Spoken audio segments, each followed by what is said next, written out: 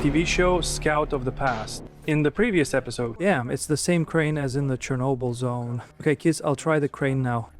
Alright guys, now for the most interesting part of our excursion, we will go into the underground bunker located in this factory.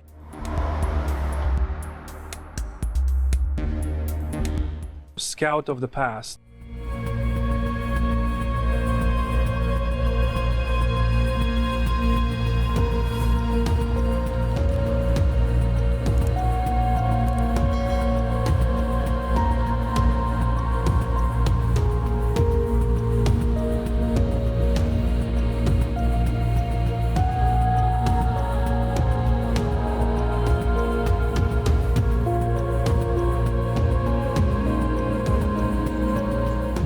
Hello, the show Scout of the Past is on air. I, Sharunas, greet you from Ukraine. I am in the city of Borodyanka, which suffered greatly during the Russian offensive. Here behind me is a house. It looks like a gap, but it's not just a gap in a house. Here's one side of the house, and here on the other side behind me is the other side of the house, and here in the middle there's a gap where a house just stood, but it was hit by a rocket. Here, overall, the entire town of Borodyanka has suffered quite severely from the war. This time there will probably be less text and fewer comments from me. There will simply be more visuals so you can see what war means even when the enemies have been driven out of the territory, and simply the destruction and how people then try to adapt and live in such conditions. A poster with text is hung on the house. We lived here for 40 years. These are our apartments. The house now looks like this. This is what the arrival of the Russian world means.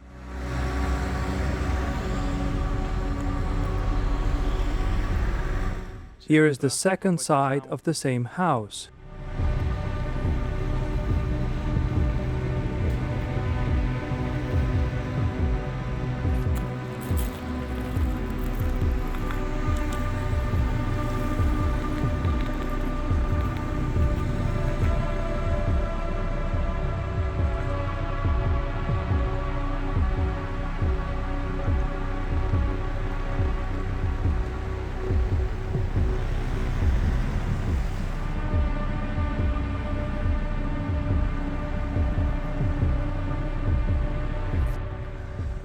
The garages of an apartment building.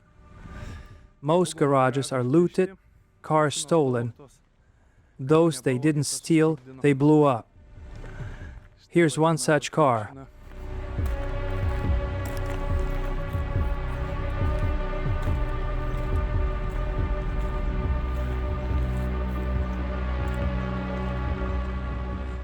Many houses in the city are undamaged. As you can see, traffic is moving behind me, cars are driving, people are trying as much as possible to return to normal life. Here is one house that is completely destroyed, empty, people don't live in it, but further on, part of the house is intact, people live there, life is happening there, cars are parked in the yard. Next to the house, I'll show you closer, you'll see what it looks like. On those houses that are not completely destroyed, there are signs hung up that say it is strongly not recommended for marauders to come in here. They would be thieves. I don't know, I'd like to go inside and see what the apartments look like, but from what I see through the windows, everything is empty. It's probably not worth going there. Besides, the building structures are very unstable. It's probably been almost 2 months since the bombing of Borodyanka. But coming here, you can still feel the smell of fire, that smell of burning, of explosions. Closer to the house, everything can be smelled.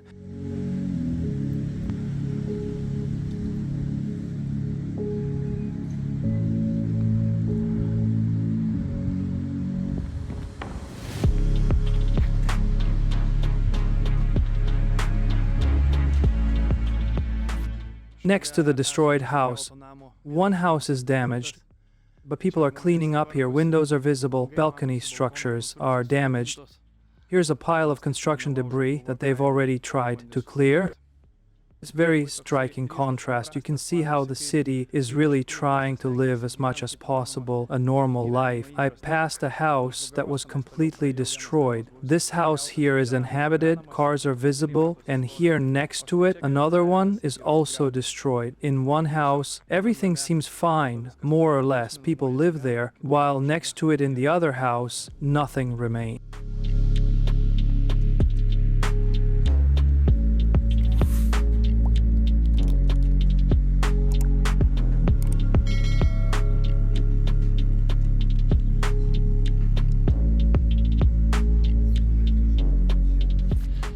Of course, the most impressive are those destroyed apartment buildings, but the nearby private house quarter also suffered, and the houses are also unfit for living. Although sometimes, at first glance, it seems that the house might be suitable for living, but usually the load-bearing structures of the building are crumbled, damaged, and all the surrounding houses, as far as you can see, are all empty. Children's playground. The view is truly sad.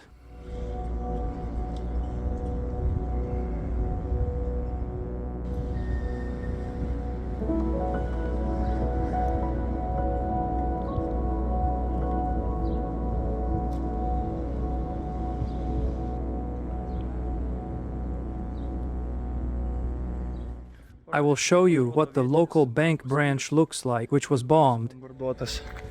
It is an ATM. And here were the bank premises. Here's the whole house. In a city where houses are destroyed, looting begins. From apartments, things start to be stolen, moved out by the very Ukrainians themselves. So behind me is the entrance to an apartment building, and "Death to Marauders" is written on it. And up there, people are already tidying up the apartment. I'm filming like this because I don't really want to annoy them by turning the camera towards them. But the house, whose part is destroyed, is already returning to life and being repaired. And here in front of me is the main city square with a monument that is sadly leaning and also has its head shot through. But look, life goes on. Beauty salon. I'll try to go into the beauty salon. Everything looks quite gruesome here, but the first floor of the house might be safe. Oh, wow. Inside is flooded. Walk through, splashed. Civil defense requirements are taped up. There is a shop. Of course, there are no goods left. Only the payment terminal remains.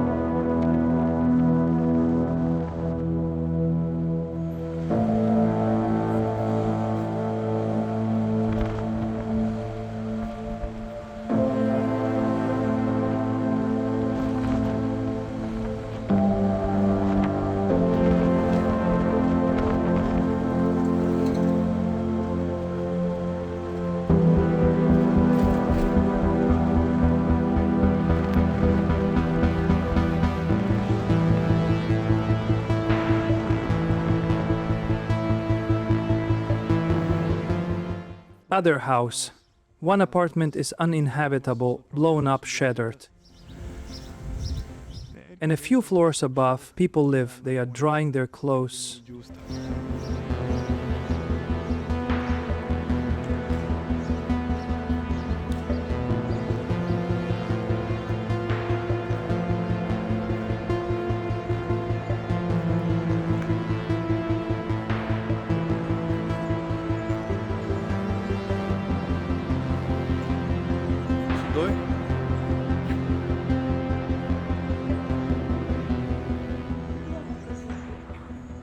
Does anyone else live in this neighborhood? People still live in that house? Coming up next, The fourth floor, where everything burned out. Everything burned out. There was a shop downstairs. Everything collapsed. I want to go into one of the stairwells to see what the destroyed house looks like from the inside. Here you can see how the wall is caved in.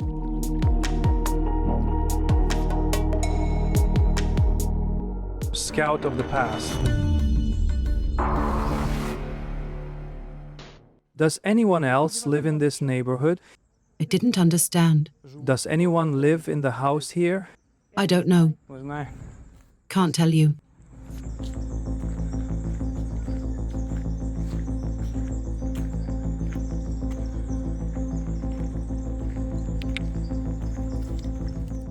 Someone's puppy left behind is trying to return home.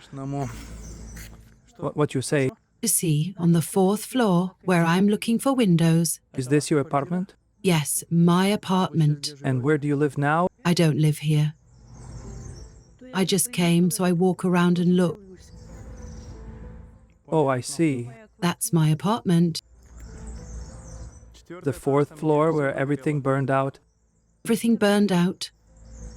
Everything, absolutely everything. Just as I stood, so I left. And where were you at that moment? We left. Oh, you left. Here's a woman behind me. We talked a little. Her apartment was on the fourth floor of this house. Calculated, the fourth floor is the one that's most burnt. She came to look. A passerby says, "Granny, where are you going?" She says, "I'm going home, but there's nothing left in the house. No one lives in this house. There isn't a single apartment left. Look, I'll show you." Through the stairwell you can see the outside. Only this one wall of the building remains.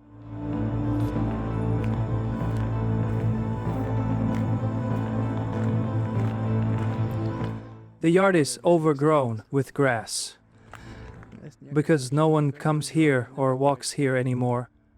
This is how everything looks. One side and the other side. Again, part of the house is missing. Residents' cars were parked in the yard when the battles were taking place, so this is what's left of those cars. Just a pile of scrap metal.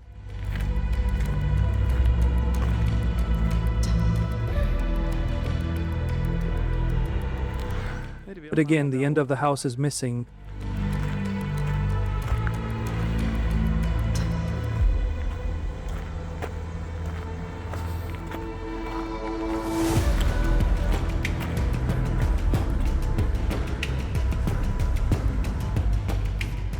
You've probably noticed that where houses are destroyed, there are no piles of construction waste. The construction waste has been removed.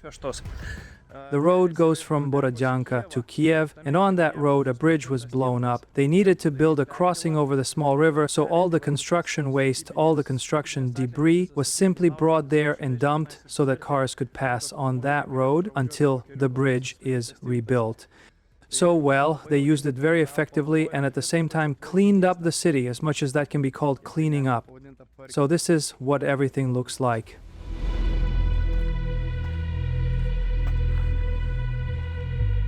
Here, local residents have gathered, discussing the losses.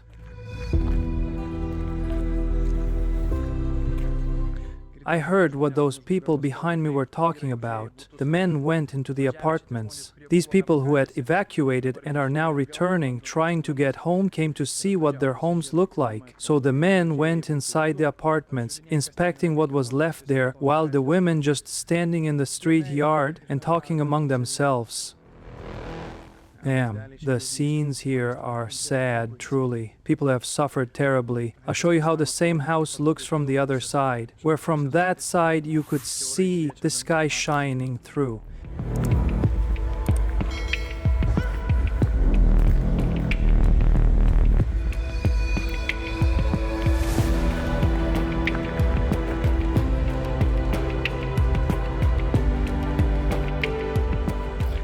There was a shop downstairs. Everything collapsed. All 5 floors of the shop.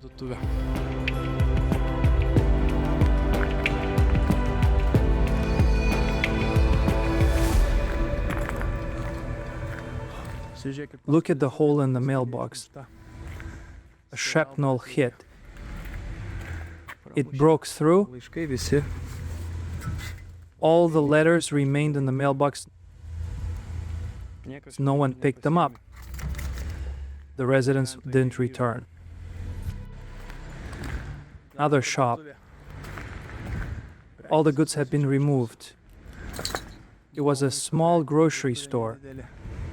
Only empty boxes remained. In fact, the problem was that when the Russian army pushed them out, the people who remained here, the residents, they really had very big problems with food, and generally there was a lack of all goods, a lack of water. And those grocery stores that had survived, destroyed, but into which it was still possible to get food products, the residents went and took those food products. Here's another interesting thing. The stairwell, the entire house looks destroyed. All the windows are smashed except for one apartment. In one apartment there are wires, windows have survived, and there is a sign on the stairwell door that people live here. Only one apartment is left in the entire building, and only one family lives in the entire building. Everything else is completely destroyed. Before finishing the broadcast, I want to go into one of the stairwells to see what the destroyed house looks like from the inside. Oh, that lock. It seems that the building structure is sturdy, but here it has already suffered from fire. The apartment here is locked.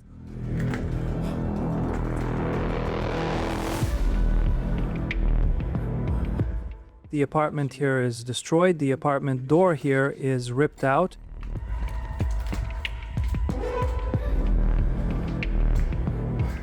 People had already returned here and tidied up. They moved out the furniture. The trash is neatly collected, stacked in piles. Look how the wall is bent from the explosion. And what I talked about at the beginning of the broadcast is that many buildings at first glance seem to be standing healthy and one could return to them. But here's an example. Behind me, the inner wall is bent and the whole building is distorted. I'll switch the camera and look, you can see how crooked the wall is. And here it is especially visible how the wall is puffed out from the blast wave. Oh, something exploded there. The blast wave exploded through the window and blew out the wall. Here you can see how the wall is caved in. I'll go up further to see what it looks like. Damn, I don't know, the stairs are torn apart. That's curious. The floors here are broken, caved in.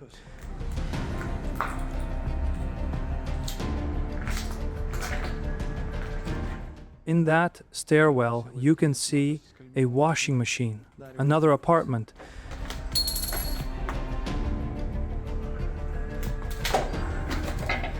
The furniture here has not been moved out. Everything is devastated. Look at the floor slabs, how they're spread apart, what gaps there are. You can see the ceiling is bent. The next stairwell is completely destroyed. Here, the blast wave blew out even the apartment doors. Okay, I don't want to go higher, honestly, because this whole building looks sound from the outside, but at least the stairwell. But inside, you can see that all the structures are spread apart, so it's really dangerous to be here. It can collapse at any moment, so I don't want to be in it when it collapses. In any case, I think I've shown everything about Borodyanka. Thank you for watching. See you in other episodes. Bye. And if you enjoyed this video, leave a comment, click subscribe, and be the first to see our latest journeys. And of course, don't forget to support Ukraine.